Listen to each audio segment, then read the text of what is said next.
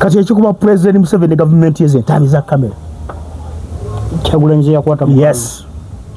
tekiriko kwegana tosobola kwegana abazungu bagenda okeberamu AI nga biri original tosobola kwegana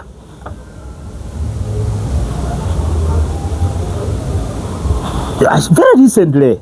parliament ya Bulaya basabye member states zonna okusala ties n'eggwanga lya Uganda sure gali amawanga 46 agali mu European Union nga kinene Russia yogenda okudukira tegabanga ko sente n'omulundi nogo tegaba China tegaba yo ya goods ate ziri bwe kuwazaayo amagoba gakulemesa yagala kuseba mu lujegere so kati bano abaali babibala wano baali bakyabala kumpi kakati ate n'abaduka kamairo naye kati ngenze ate kengenze kali kati kubatayiza NUP nakugamba era mbagamba kyekibiina kyabo wonna abanyigirizibwa ate nanyigirizibwa ajja kujja bwe banamunyigiriza ye definition genawa era nitubagamba ffe waffe waggule buli ayagala yingira tetugenda kuzaala abaana nti beddira NUP dokasaba kunyigiriza ffe jangu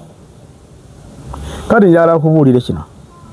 nti omugezi yasiriwaza banne bonna gwe tubadde naye mu Uganda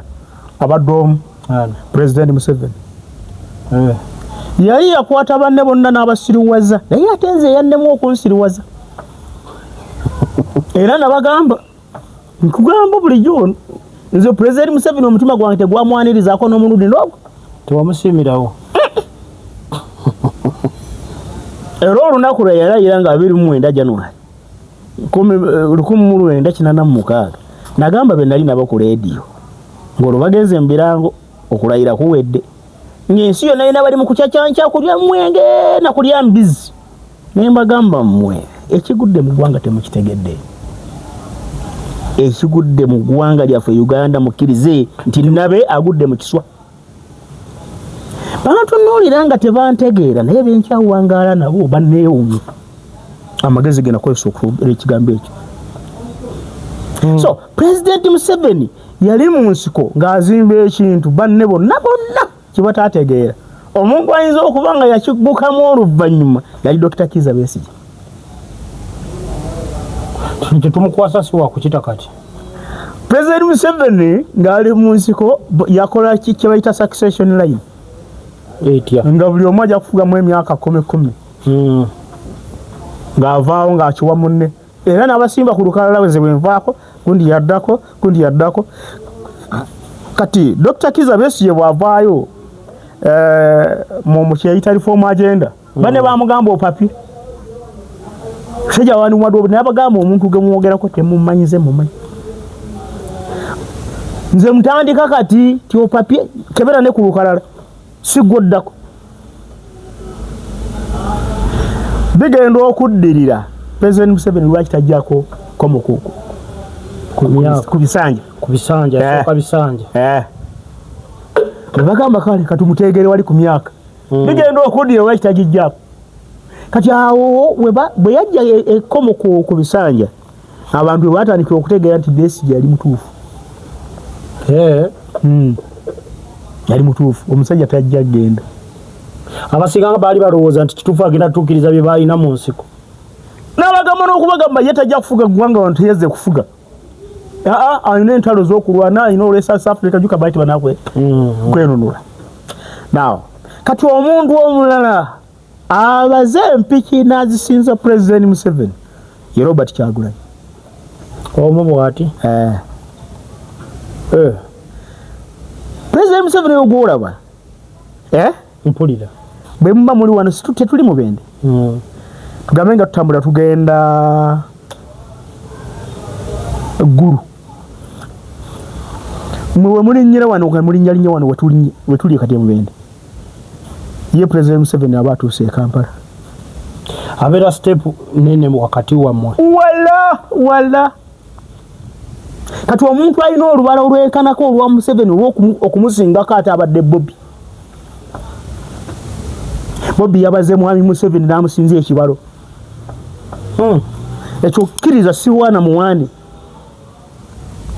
n'okutuusa kati President Museveni yeewuunya Bobby yayitawa ng'amaze okutaliza nga layini zonna ziba zaamumazeeyo amwetoloza be yali alowooza nti babe yayitawa kyebamubalamu si kyagiramu Bobby baali basuubira olaba okulonda wagendako e Kampala nga tekunabaawo ewiiki nga bbiri oba nga kuwedde ewiiki nga bbiri agendangayo nava nayo nga ebuli naku nga nnya okulonda ng'otunuulira ekibuga kyonna nga bakiwambye amagye gakiwambye Kampala tebeewuna ne mukono nga bamubalira mu kibala ekigamba nti bwe tumubba akaluluke kubanga ko baali bamaze okukabala okukabba bagenda kusitula eryanyi ly'abaana abavubuka tubasabula amasasi ng'abasoba obuwunga kiggweeraawo ekyo baali bakisuubira era kati bw'otunuulira ekiriwo ennaku zino genda ku masomero agasinga obungi ojja kusanga kumpi buli ssomero oba college oba university nga lirinako ekitundu ekya ditaaki y'amagye obadde okyetegereza ekyo basuubirayo era akajagalalo Bobby katanaba kubawa asibirawa buli lwebala bakyamubala miisi ono omwana w'omusajja olwaleero tuli mu kyasa ekyabirimu ekimu nga balamu ne bande balowooza nti ekonome yaffe eggulawo n'eggalawo olwo batutwala mu middle income status apa middle income bwe batugamba middle income status nti nga ekonome eggulawo n'eggalawo that is so foolish mu kyasa kino ekyabirimu ekimu it's foolish akantu k'omwenge ako nga katabudde bantu tekatabudde bantu nze sigambye mwenge as per se omwenge is a business mu economy era singa otunuulira sente za Uganda ezisinga okuva mu misolo ziva mu mwenge of course naye teziva mu mwenge lwakubanga baguteekaawo ne batuume entuumo nnene nnyo eri ku River Nile it is because gutambula consuming yes era bw'obanga tonnaba kukola kkolero lyonna wandibadde viability ya kkolero lyo osooka n'ogamba nti local consumers basobola okuweza pasenti ki eya products zengenda okuleeta local consumers basobola okutwala 70%. 30% nteekewa tojja kuteekako e Kenya ojja kuteekako e Rwanda ojja kuteeka you see now kakati amakolero bwe ganaaba gakola nga gatuuma butuumi nga tegutambula gaba gasasula misolo gyaki nti olwaleero ng'eggwanga bwe ligenda mu middle income suubira nti abantu bagenda tandika okukola mu mpalo okitegeera night shift yes waliwo abakola okuva ku ssaawa emu ne banyuka ssaawa 6 ogw'ekiro abalala ne banyuka 6 ne batandika 6 banyuke 12 abalala ne batandika ku batuuke ku 6 so people are working in shifts economy teggalawo akati gongamba otya nti ono eyanyuse ku ssaawa emu amale kulinda mwenda nga zeeyo ku mulimu gyabanywera kati ebyo byebintu byendaba bye bakola naye nga neewuunya kulowooza kwabwe okubanga oli mu kyasa ekyabirimu ekimu naye nga ate okyalowoleza mu 1900 bano balugahali bano boolaba be bantu abaalimanga ewaabwe nga banyuka ssaawa 9 kakati ye mentality eyo gyazeerayo mu byobufuzi babalamu bakadde baffe baalimanga paka ssaawa 9 gambye abantu bakola mu shifts you cannot close the economy ng'abamu baadde balowooza buzibu ki obwavudde ku kunywa omwenge yamanyi kuba ndaba baalitaddeko amaanyi mangi aziifu libadde lirina ebizibu bye libadde lireeta wayinza okuba nga olwogo baagala okutereeza anywa ennyo omwenge nga balowooza ssaawa zebamuwa nnyingi zeziyinza okuba nga zezimuleeta okunywa ennyo omwenge kayira nedda tukikola abaana banupu kino kye baakoze omutima mubi kugobesa munnaabwe ku mulimu. Si mutima mubi, nze ndi musajja Muganda, tulina ennyimba ez'Oluganda. Kabaka tumwagala nnyo era tumuwaanira ddala, era tetwagala kumugezaako kintu kirala kyonna. Naye tulina oluyimba lwaffe olugamba abalangira munyango alikukwatako guli mwokya alaba kati nno ne Kyagulanyi Munyango Benita teyategedde Kyagulanyi Munyango ate gukyabwokya nnyo.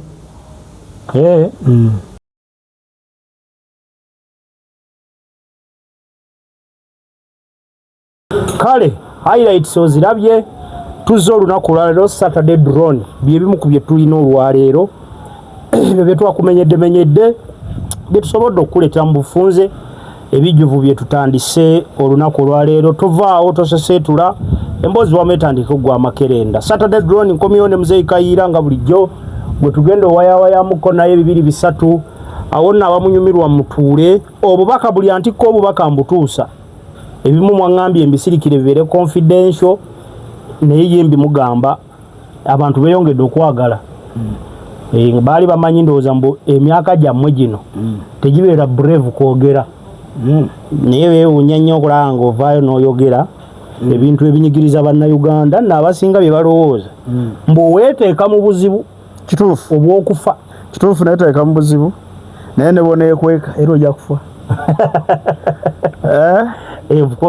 Twali tusobe bukubi, twalina akagero ke twayagala agennyo okwegerera. Jjukira twali bavubuka ate ng'olutalo luyinda, nze ndasobola okuva mu 81 tuuka 84 ebukumi bwe biseera by'olutalo lwennyini Kasigu. Naawe nga tugamba abaana ogenda tugende mugundi muto okulumba mu Polini. Sina kugamba waffe twavaayo twazalibwa 7 basatu ne bayingira ensiko. So naye nga tukitera okugamba abantu nti cowards live longer but they die in a great number. Badde sikimanyi ekyo. Kuza kuba tulaba abatulaba n'abatugoberera mu ennamba musaako nnyo basewo ne banyabo beebaza okutugoberera, mbeebaza obuwagizi bwonna. Tutambule bwe tutyo. Kikulu ennyo nga bwe mbagamba nti ebigambo bye mbagamba bya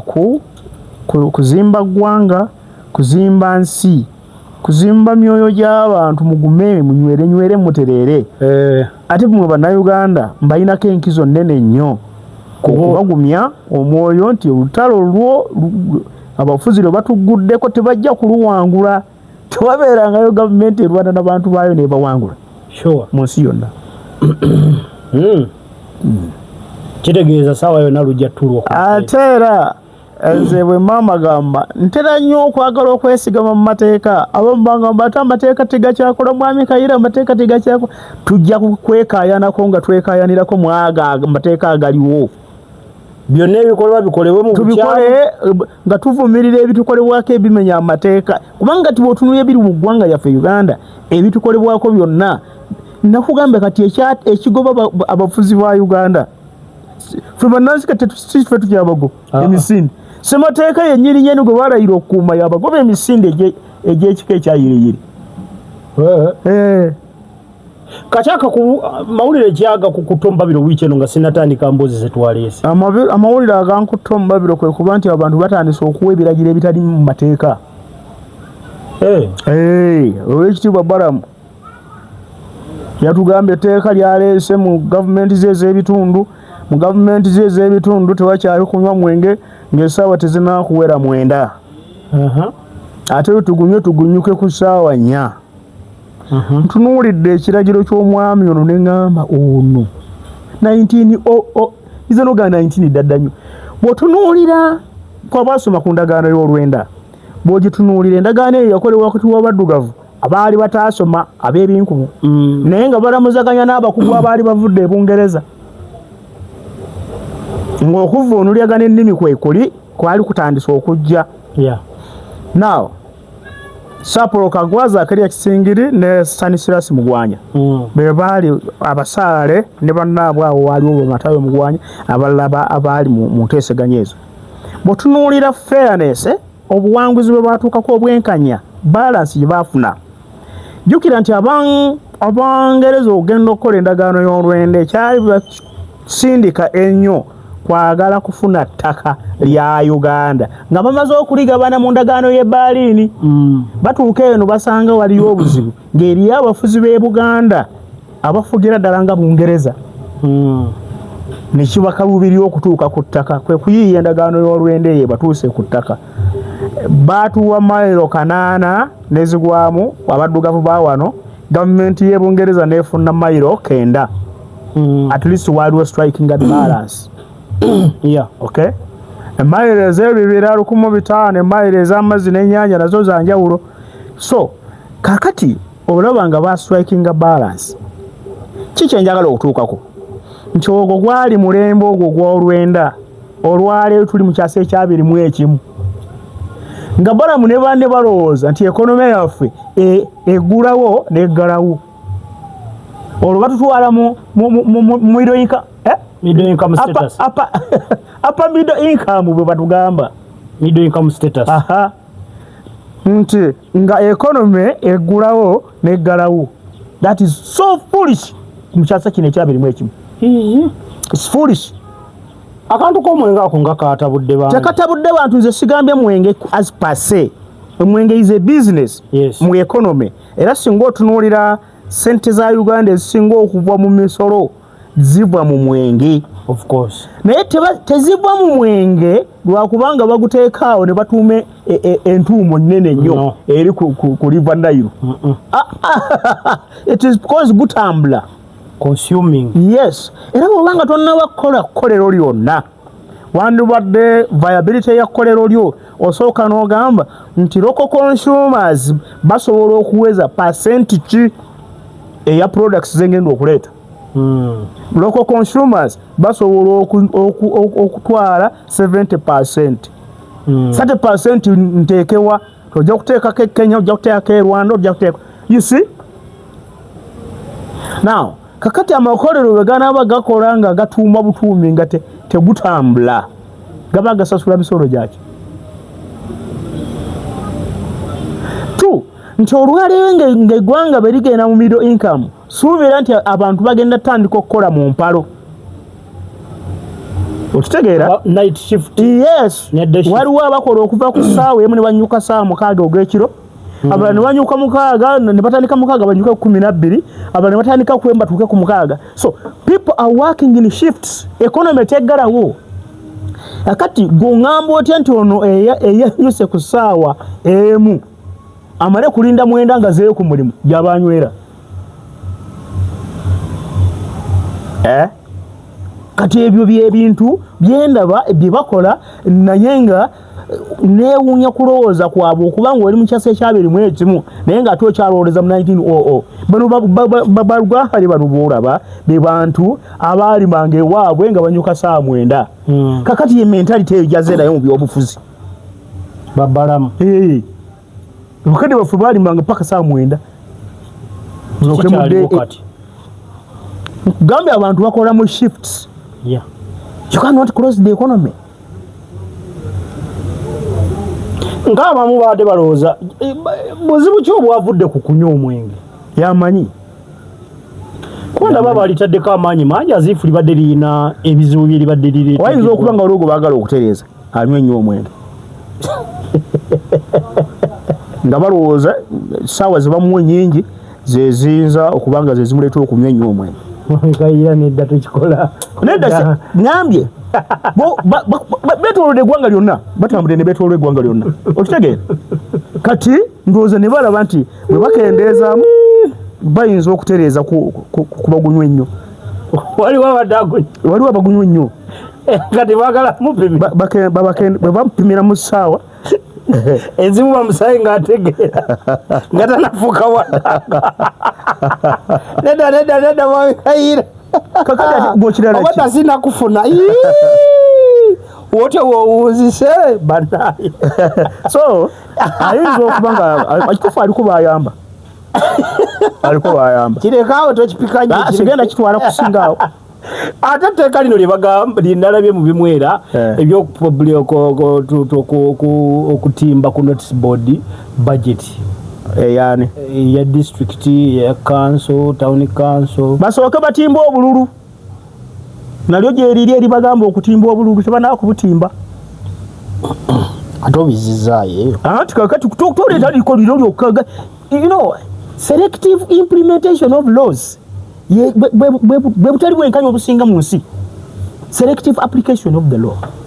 nga wano mmwe bwe bamwagala libakolera eno bwe libalirize ku saidi yamwe nga mugamba eto tetulimanyi eriwo looya gwengenda okusinkana mu kooti twekube wangi ngenda kumukubira ekyo selective application of the law bwe yali atunda ettaka yateekamu akawaayiro mu ndagaano akagamba nti ettaka lino lyentunda omuntu sikwalya emmere era talinaako kibanja n'olwekyo section eya 40 tejja kubeera ng'ekola emukwata akali n'agenda mba ebibanja head of family sayininga wano tettaka olimpad head of family sayininga wano tettaka olimpad wo wano lwaki tamugamba nti ennyinga eri eya 40 lwaki tagirowoozaako that is selective application of the law so kakati tongamba nti ono atimbe nga notanatimba byabaka masooka atimbe bonna batimbe naye atimbe ate alina ekyenkiza ennyo ekirimu obuyinza bw'abannayuganda babuwani tugamba gwa 8 tegutambudde leero si 15 olwala lwabiikira mali bikira mali yanyofa atuyamba atimbe nkebere obwava ku polling station eyange kubanga olina results nzirina nazitereka teri kuzannya nga tebanatimba bajeti balamuzaayogerako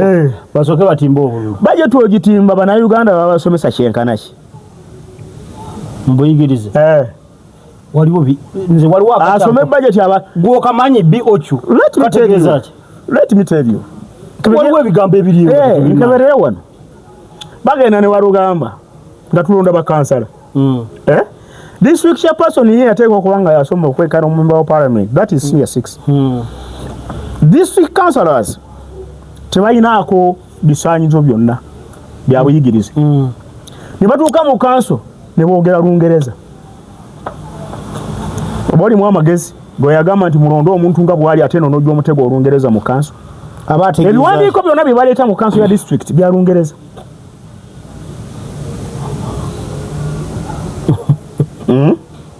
kyokka alinako kaawo muyivu ennyo nga yalina okubeera ng'atuukiriza bano bye bagenzi ne baloopa eyo vaayo genda mu biwandiiko by'omuluka wakati omuluka gikola budget amagombolo gakola budget eyo tewali wa qualification nwogo naye ezo zonna budget zebagamba okutimba ziri mu Lungereza ani anavunulira ani akati otimbira ani nze Petro Kayira teacher nze gwotimbira ngenda kugenda eri mu PDM otimbira ki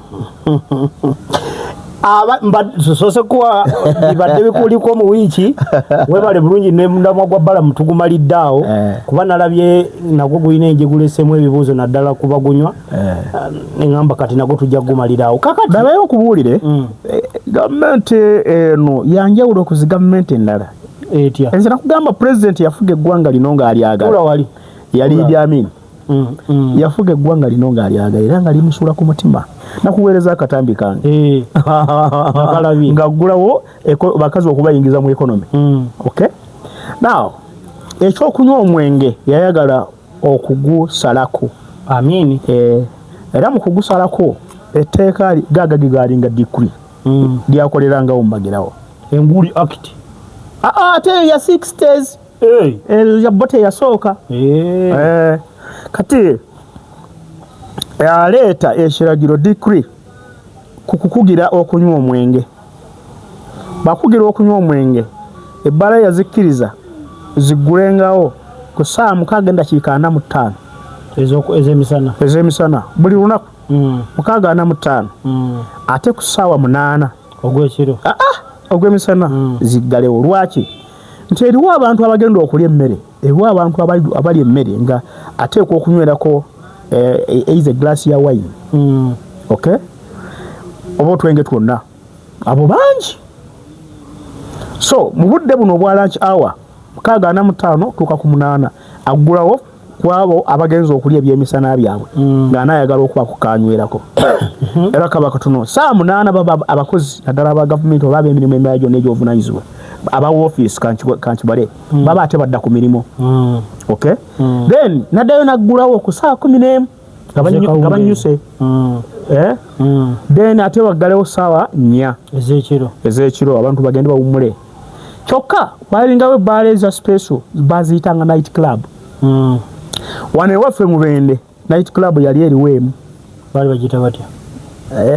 erinnya lyayo njerabidde naye yali ya Mwami Damiano ebbaala ekizimbe ekyolaba ekina Jimena Blue Hope eri wano liri eri erikaweeri walaba olewa awali amafuta agaga sigimanyi kuba bye nali mpulidde kati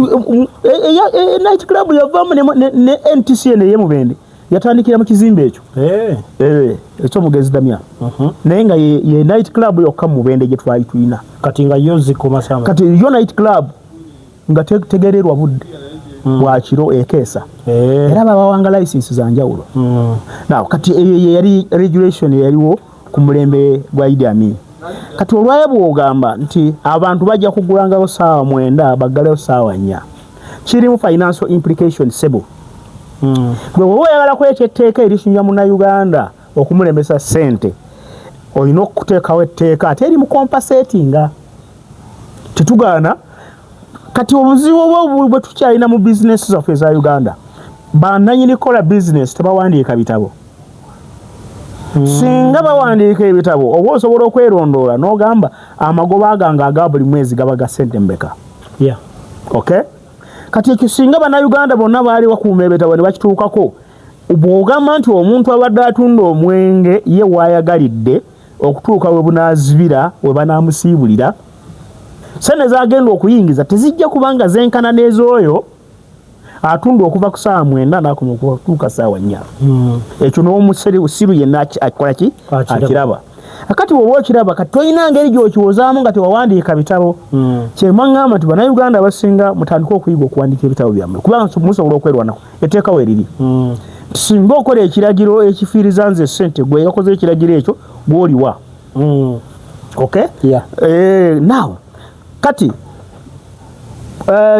gavumenti esobola okukola ekiragiro naye bwe kiyingira mu byenfuna yange then compensation mbanji ijja mu gavumenti okay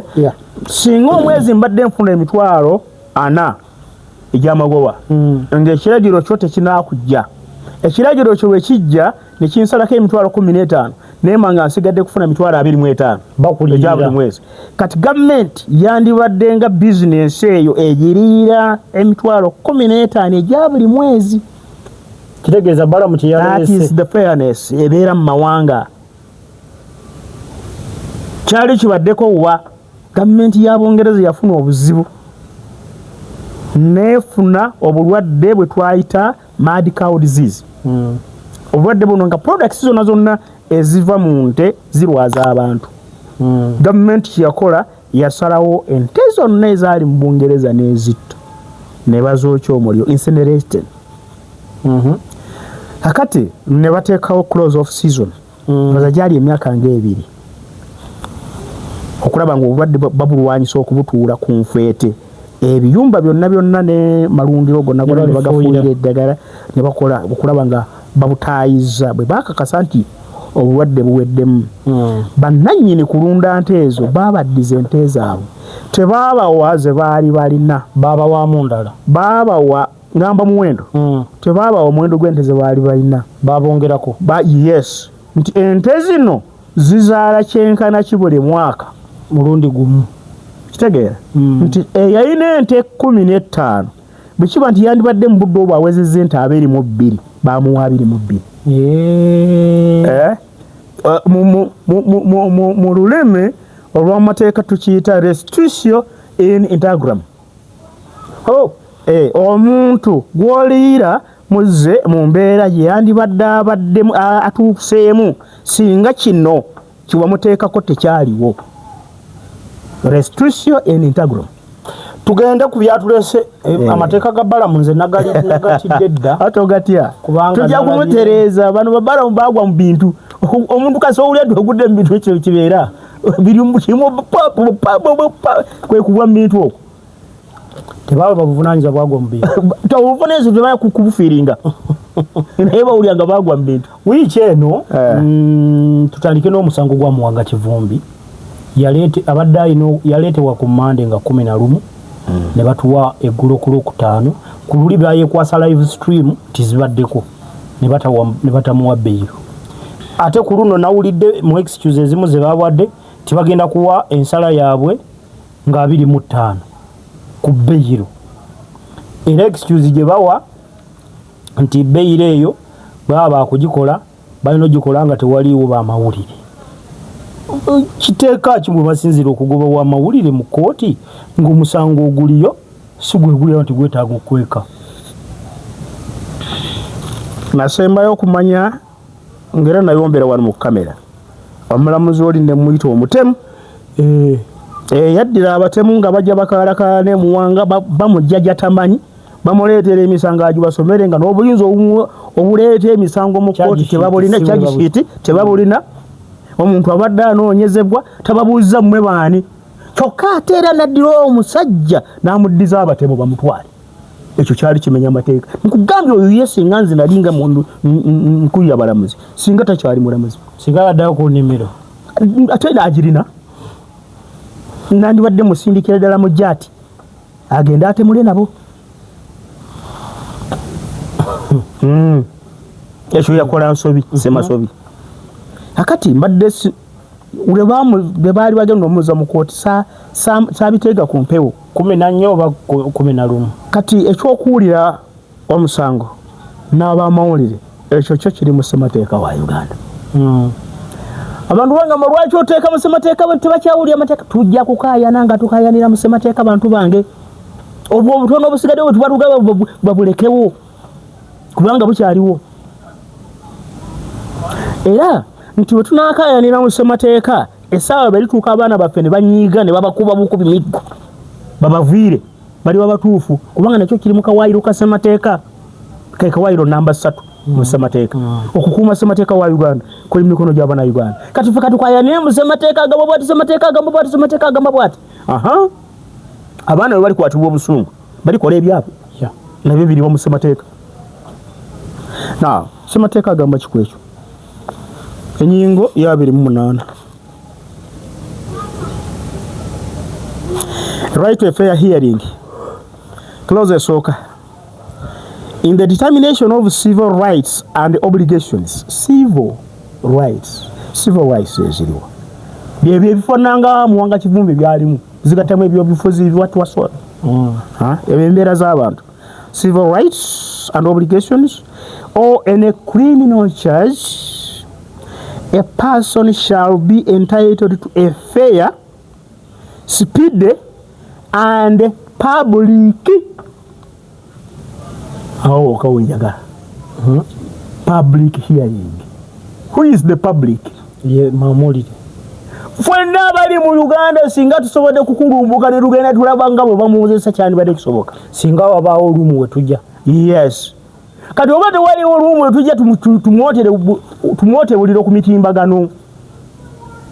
That is public hearing. Before an independent and impartial court.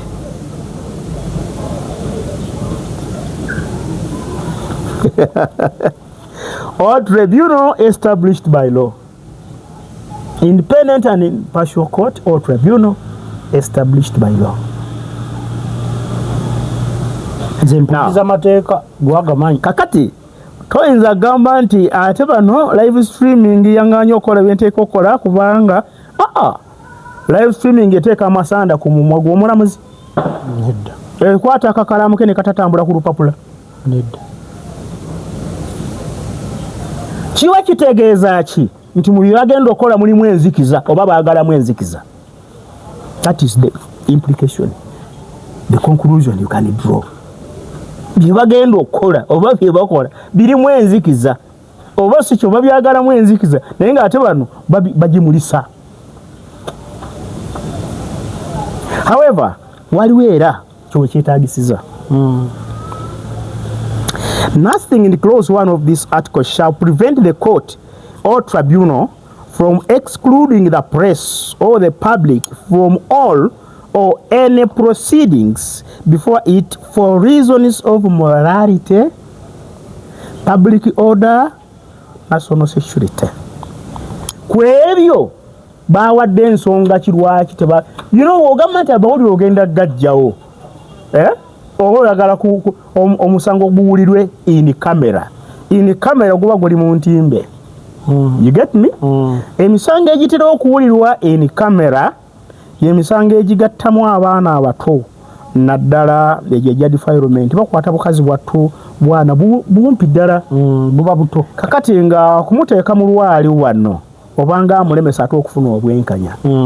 tukikkiriziganyako era nali mbaddeko aseesa mu kkooti. Yes, abali mu kkooti ne tubagamba nti kuba emyaka gy'omwana ono mimpi mukkirize bano babakiikirire baseesa ne balooya omulamuzi atwale omwana ono janaawulirira eddembe ensonga ze ziwulirwe. Ne tugenda mu chambers z'omulamuzi ensonga yaffe bweggwa naddala nnyo bakyagala nnyo ku cross examination kubanga omwana yennyini yaba agenda okukola ki okwanukula. Kati ng'olwali olwo mulimu ebimu ebiyinza okumulema era bamuwa omuntu ow'okulusegereko okumugumyagumya. So for public morality kitegeera nkugambye ensonga omulamuzi amala kugiwa lwaki ekyo akikola bwatyo. Kati mugwamu abakivumbi bawadde ensonga ki kye nagambye oba yasoma obulamuzi akuti yakasoma amekayira na mulimu lubuuza ebibuuzo nenkutya yabisoma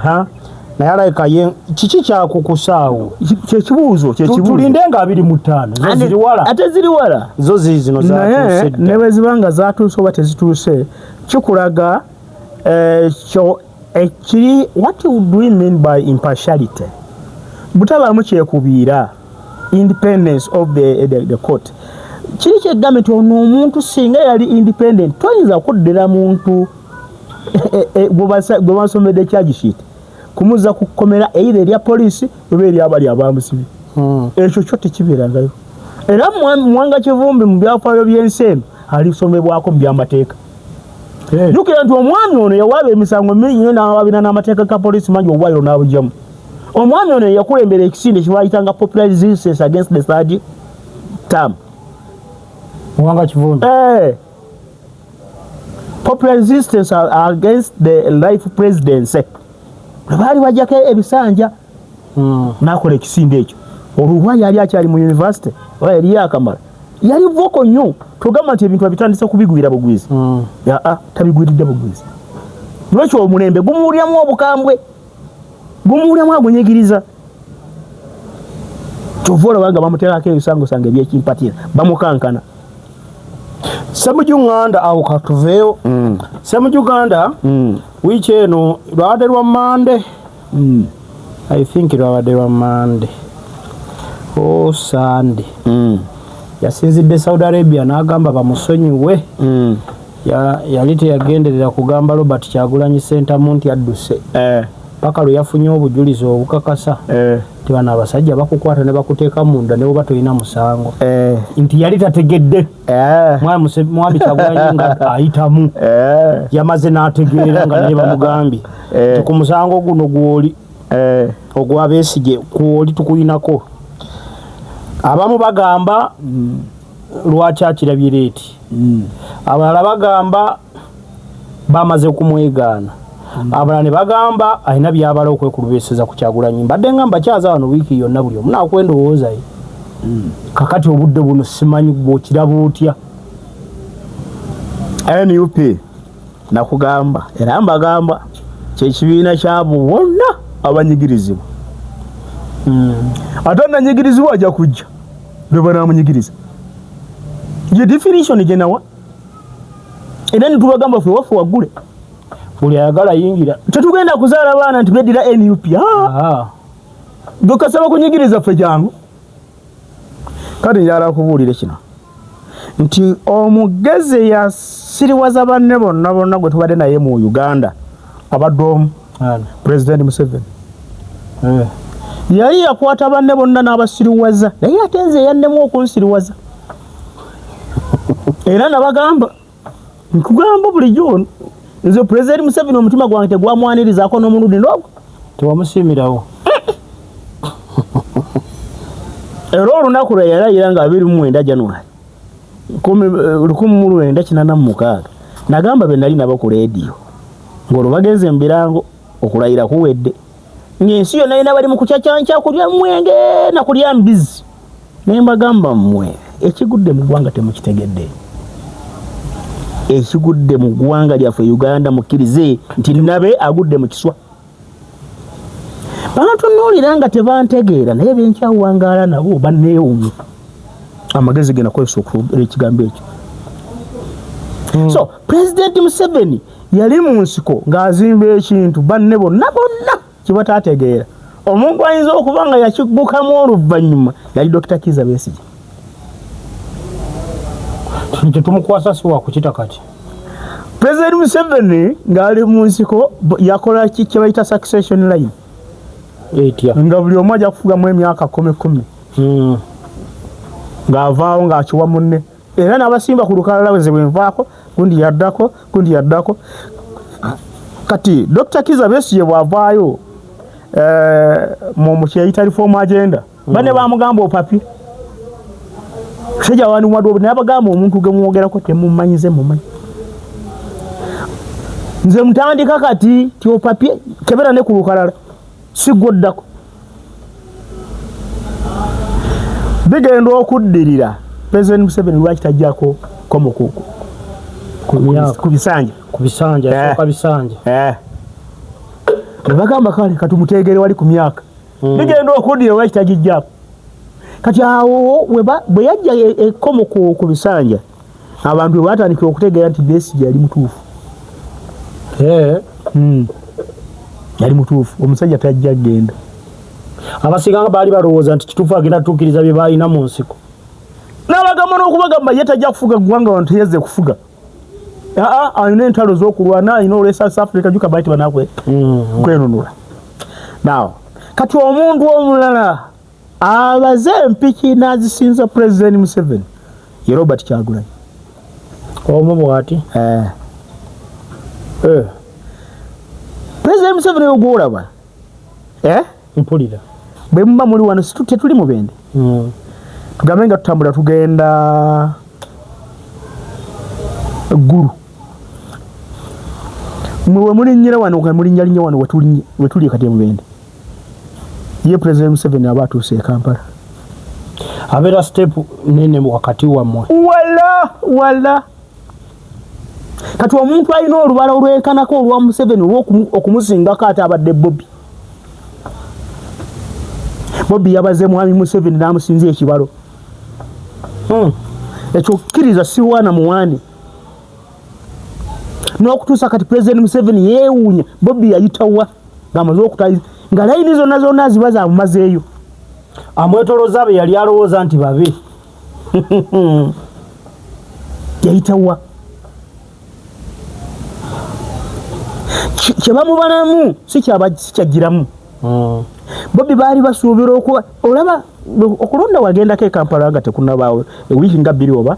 oba nga kuwedde ewiiki nga 2 agendangayo nava nayo nga ebuli naku nga 4 okulonda ku ng'otunuulira ekibuga kyonna nga bakiwambye amagye gakiwambye Kampala tebeewuna ne mukono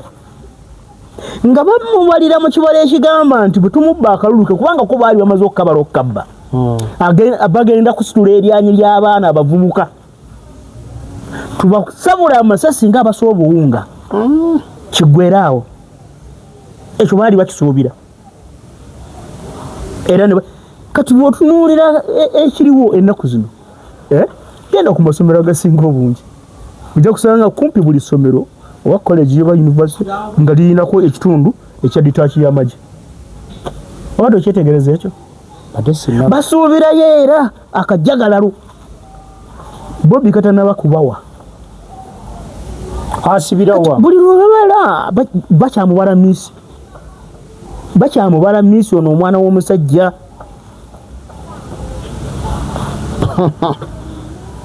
bakyamubala miisi nowekyo nti mwami Ssemujubu ayogera bw'atyo abo abantu alina oluyimba lwe yayita n'abagamba ne tusooke tweyambule bino ebyebyambalo CPE no mujje fena ekintu kino tukwata omulundi gumu kakati bano bamwami Mpuuga baani Basegona waba ekitiibwa ekyabalemesa NUP kiki nkugamba nti ne President Museveni n'abantu be bagendanga ne bamugamba ekyo naye mwami Museveni yakubye obuyinza tayagalawo kukolawo doubt tabuusabuusa tayagala byakubuusabuusa naye nga bamutuuka nga bamugamba oli mudongo nabo boolaba baba baze kulaba muyimbi kale mutwale ttiimu z'abayimbi nabo bayimbe tulabe ne babatwala ng'abantu babalabako ekasambi abo baamala oyimba abantu ne badduka ne babaga muddayo mumala mulinda ng'ayogedde muddayo naliwo nga babakomyawo olidde bamudde munda nti ono mukubala akyabalemi kati President Museveni afunye abantu bangi nnyonyonya abamweyungako omwami Kyagulanyi Robert abaana be baatuukanga ne baagala okuva mu mbeera abaali ku campaign trail nga babakozeeko ebikolobera ebisusse n'abagamba police bwe muba muli bange ekyo mukireke mwe mubateekeko kamera ne zifuuka actually nti olaba Kyagulanyi ebyo bye yabagambanga mubateeko kamera kyalinga kifaanaganyada n'ekya Martin Luther King Jr. Martin Luther King Jr. Ye yakulemberamu olutalo lw'okwenunula mu US naye yabagambanga nti bano tugenda kubagulako olutalo olwalaavu kati ekyo kyakonfusinga abantu bangi he fought the war of love n'abawangula naye nga mu butuufu yali agenda bawaki yabawangula anti kyeŋŋamba he fought a fight of love yali ategeeza just come near them, come near us, let's mix together freely. We shall love you. Nebo nonkola ekyo naye nze nja kukwagala kubanga wooli kitegedde finally bamuwa posthumous medal ey'obulwanizi bw'eddembe ekiraba now kakati ono omwami emileage ziyatambudde olaba era ejuzi nakugamba akastatement yako yakazeemu sajja mu bazungu kubasaba buyambi nedda nze mbagamba buyambi balekerawo okusasulira ebikolobero n'okutemulwa kw'abannayuganda simple that kibaba batuwa nga bannayuganda obutemu obuli e Uganda babugyemu ssente zaabwe kakati akikoledde ebbanga lya mmeka myezi nga kagibadde emeka kuva mu January gwakubiri gwakusatu teyagenda gwakusatu naye nga mawulire go gaali gatandika dde okutambula ku kigambo ekyo now atambula ekyokulwanyisa kyeyagenda nakyo ntambi za kamera kati ekikuba President Museveni gavumenti yeze ntambi za kamera Kyagulanyi ze yakwata mu tekiriko kwegaana tosobola kwegaana abazungu bagenda okeberamu AI nga biri original tosobola kwegaana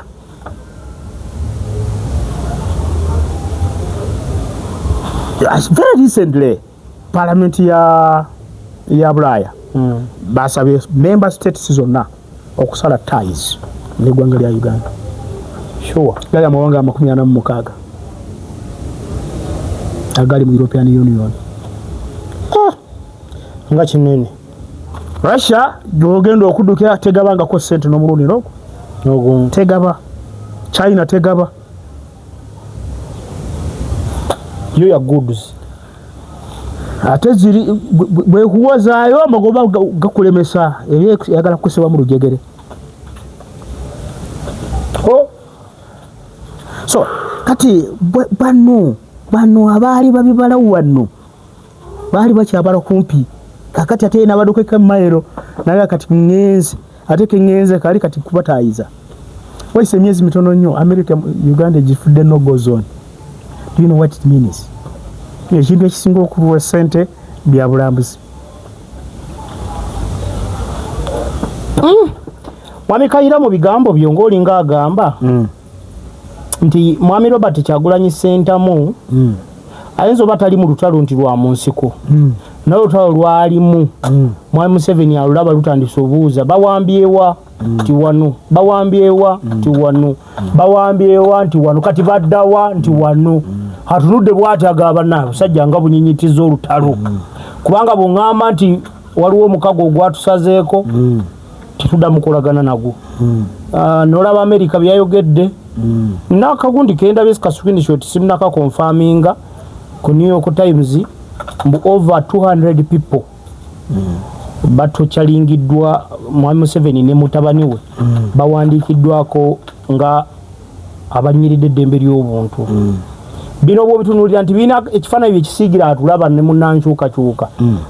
tetulowooza nti akalulu era tulinda ka 231 tetulowooza nti akalulu tulinda ka 231 kwega kyentegeeza olugendo olutambulwa lukyali lunene nnyo oba lusembedde kingezaako tegeeza nti olugendo lukyali luwanvu tulina otutuuka mu 231 oba oluguudo lusembedde mugenda kutuuka 231 sene mugenda kuzijjawa ezaki ezinakola emirimu sene mugenda kuzijjawa ezinakola emirimu eya gavumenti kyogambe ekyo kijja gireta gavumenti mbuuza bubuuza bajja tu misolo nga gijja era nze ndowooza bino byolaba batandise okutumanyiiza akasanvu kajja kuva mu kuyonja enguudo kagende n'emirimu emirala ebakyusirizaamu n'abaloko abasaba adiventi kajja kuva mu kuyonja enguudo n'ebibuga kagende n'emirimu emirala abadiventi babagambye otandika okulaba nga abakozi ba gavumenti nabo bajja kubasaba baweeyo wiiki emu obukozi bwa nasheewa bagisaye ku musaala gwabwe neeyo wiiki bakuwe 3 quarters ez'omusaala nkugambye kajja kuva mu kuyonja enguudo keyongereyo sente ziriwo mbadde tusitegedde tukwegamba twaba alina otegeera nti Mwami Kyagulanyi eri gyali olutalo lwali mu bagamba nti baneeye temusindika sente gye zigenda za kutta bantu gavumenti egenda tuuka eremererwe nga terina wejja sente kituufu bweba teyagala kulemererwa ejakola eyazimba bwe kyeyakola era nakyo oba olemereddwa what do they do sente batandika okuzimintinga internally minting kwe kukola sente mu factory yazo bw'oba kukola sente mu factory tukiyita minting so Zimbabwe yatandika okumintinga ekyaddirira ng'esente ezigula omugaati ozisindikira ku Werubaalo kyekyo ekigenda okuddako bwe babaagala ekyo tulina okutuukamu bwe baba tebaagala bagambe nti bannayuganda obuyinza bubuuwo ate n'obukambwe ennaku zino simanyi gye buvudde ndabye abaana ba National Unity Platform lwaki guno omulamu Sandi gukuleetedde kuba gwe ate tesewagala nnyo kutwalamu ezo nsonga za kusaagasaaga naye minisita Nameri yazingidde ez'omuwala Benita Nakabugo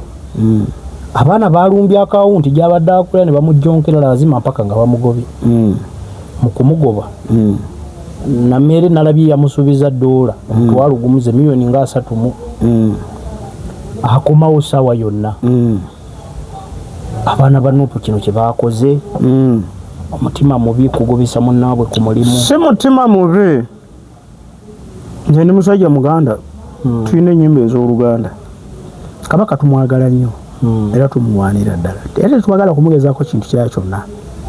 naye tulina oluyimba lwaffe olugamba abalangira munyango ali kukwatako guli mwokya alaba kati no ne Kyagulanyi mu nnyango Benita teyategedde Kyagulanyi mu nnyango ate gukyabwokya nnyo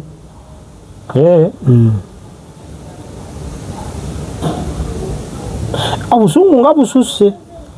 si busungu bukoowu abantu bakooye si busungu bambi omanyi asunguwadde n'akooye bafaanagana muntu nula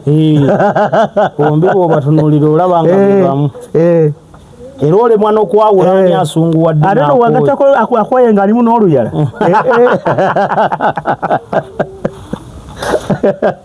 kyokka ate era n'omusunguwavu wagatako oluyala bijja bagira abantu bakooye enough is enough kakati banaatera okutuuka ku kigambo ekyo ky'oyogedde ekya enough is enough nze nga ndabanga abakyali nnyo lawuze nedda nze bwe ndaba nedda kankubuulire nno abantu bamwayi Museveni bano abaafugidde emyaka 4 nga bawalabula babadde bawuliza ennyo gyali naye baramu yagambye ekiragiro ekyo gamba nti baze ebbaala bazigwesa mwenda ne bagamba ebyo abitwale waabwe ebunyoro eyo mu kyalo gy'embeera abantu ba bulijjo vakufa abaebyobufuzi abalinamu empikiza ebyobufuzi mu mitwe gyaffe naye abantu ba bulijjo bali abalima bamugambye ebyo abitwale waabwe ebunyoro now bw'owulira ng'abantu batandise okushaninga order openly bwe batyo baba naatera okwogera ekigambo ekyo enough is enough tusuubire na kino kyendabye nga tumaliriza kino ndabye post eno nalabye bategese kye bayita General Diaspora Fundraiser for released political prisoners egenda kubeerawo nga 22 22nd August 2026 Kyagulanyi mulabya azzeemu okutambula mu kuddamu okutambula kitegeeza by all means fundraising ezzeemu buto enteekateeka y'okujjako Mwami Museveni nga bwenzize mbiwulira nti abantu babeera emitala wamaya ne beekuŋŋanyanga Museveni ne bakole kyekino kye tulaba beera clear some ekiramu bakiyita gundi for released yes prisoners bino si byakulwanyisa Mwami Museveni ojja kubimugamba abirandukireko abantu bafe abarandukireko nedda for released political prisoners n'abo abakyali abasi abantu abo beetaaga okufuna balooya abasibiddwa beetaaga okufuna balooya abayimbuddwa abasinga bayimbuddwa nga balema abasinga bayimbuddwa nga ne famire zaabwe zaaziŋŋama dda yes okay badde mabega mu byenfuna beetaagamu economic rehabilitation yes lwakyo bwe baba nga bafunye omutima ogwo mulunzi mutima mulungi naye bano abaawano bayinza okukitegeera obubi ne bagamba nti kakati katandise okutandika okutambula nga anoonya ssente ayagala tukuba nkonyogo ekyo kikyamu balina basobola omukwatira singa kiba kyo ekyaki ng'agenza asonda ssente okuyimirizawo political stability y'ekibiina political stability y'ekibiina kyanjawulo okugula enkonyogo kati singa kikyabaaliko ekyaki nga ssente zanoonya zakutereeza kibiina ez'okutereeza ekibiina zisoke kati ez'enkonyogo n'ez'ekibiina zaawulwa ebibiina byonna bikkirizibwa okusonda ssente okweyambisa amagezi gaabyo okusonda ssente ebibiina byonna thats freedom kasobe wandisa ng'ekibiina kyova olaba nti bakola etteeka lino erya sovereignty okwagala okulinnya ku bureeki z'essente eziyingira mu bibiina n'okwongera okuzeekenneenya nga bayita mu tteeka eryevvundu byo lyakolebwa nti essente zonna bagambye ziwera $4 million ezo olukusa oluzifuna olujja wa minisita wa foreign internal affairs now naye ate lwezibanga teziwera $4 million tosaba kakati lwaki nze siratako 3 olwaleero n'olwa 3 balirawe kankubuulire nno mateeka gano mazibu ogambye ebina omulundi ogumu kakati nsobola okuweereza 3 ku ssaawa emu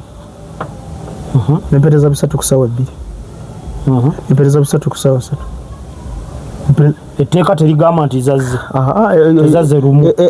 ziba tezizze lumu mateeka kati abasajja bano abayaaye mwe babidde ettaka ly'abantu. Etteeka ly'ebyapa ligamba nti ekyapa kasa kikyuka emikono emirundi 3. Nakati ow'okuna oba toli muvunaana musango gwa kubba ttaka kubanga yeyagula mu mutima mulungi nga tamanyi nti waliwo n'obukyamu obwali ku ttaka okwo. Kati abasajja olwaleero buganagayaaye agula ettaka olwaleero bakyusa ettaka ly'omuntu n'aliteeka mu mannya aga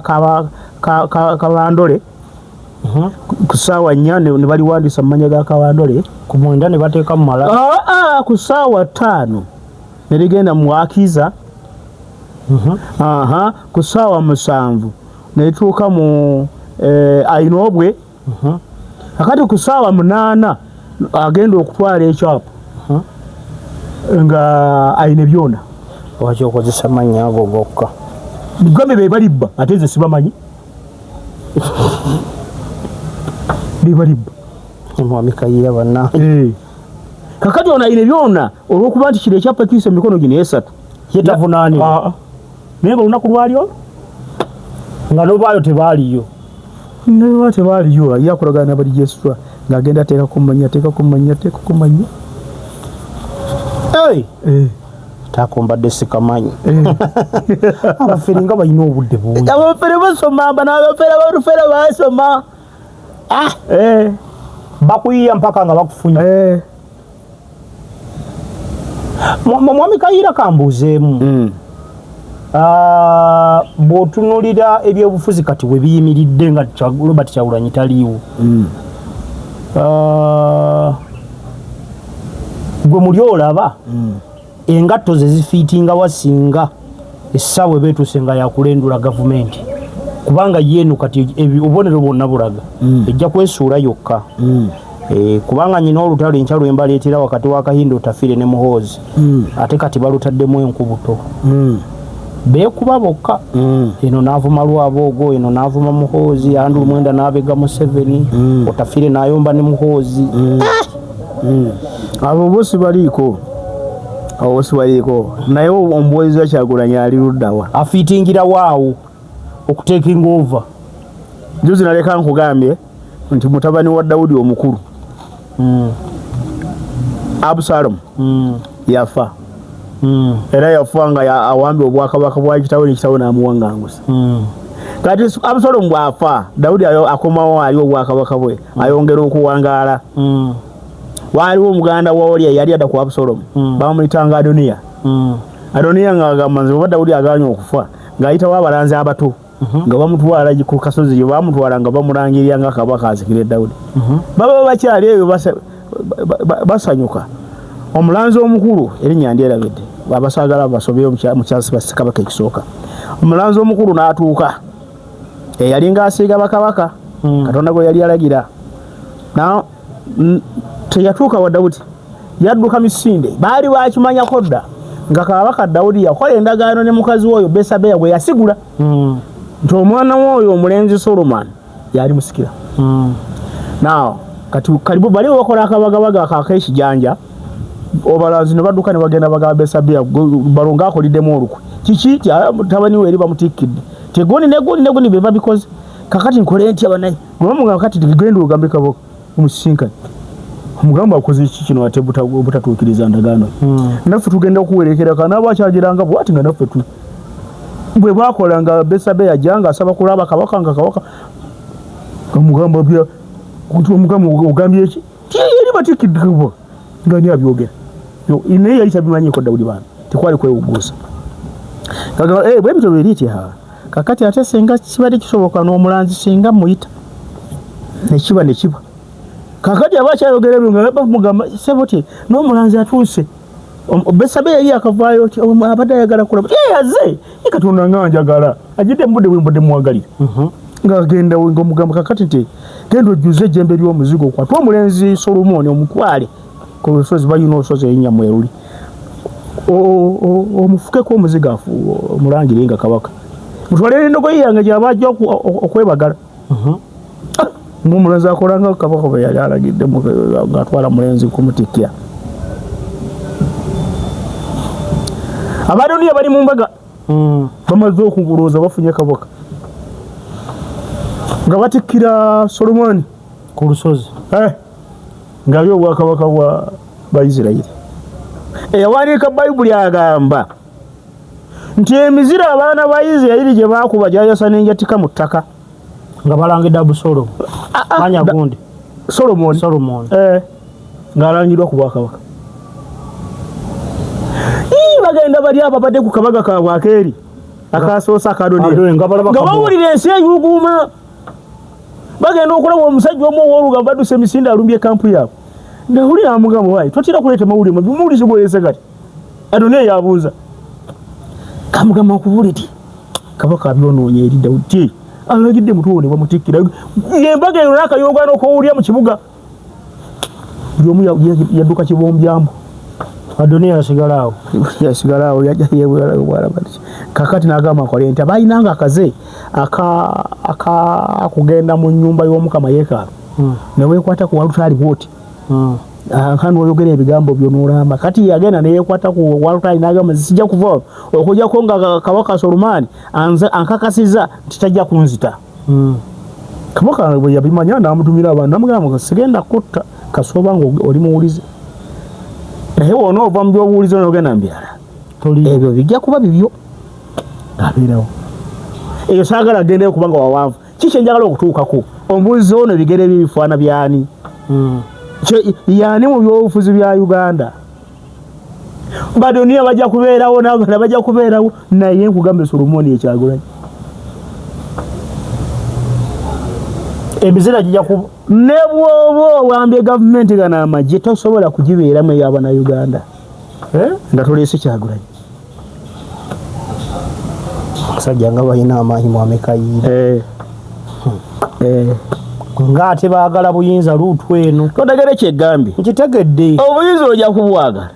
naye gwe bali kubira emizira giri gye bakubeera Sulumaani bamulina Bannayuganda bamulina ye Robert Kyagulanyi ekyo kyokyogera sikirumamu sibula abatulaba mwebale kutugoberera ongera okutugoberera tujja kubawa bituufu bwe nkutwalako ne mu Bayibuli nakyo kiba kirungi nendyowane ku mwoyo ogwo kyamukwendo masibulidde wano nzija enkya Sunday One Man Show nja kujja tukole ku mboozi ya olutalo lwa Kahindo Tafiire ne Generaali omukuku gw'ebbaluwa bagumpaddeko wano aguwandiise n'amugamba temunteeka mu byakubba ttaka ly'enjeru kati ani nanyina ettaka ly'enjeru kamba sinkana olw'enkya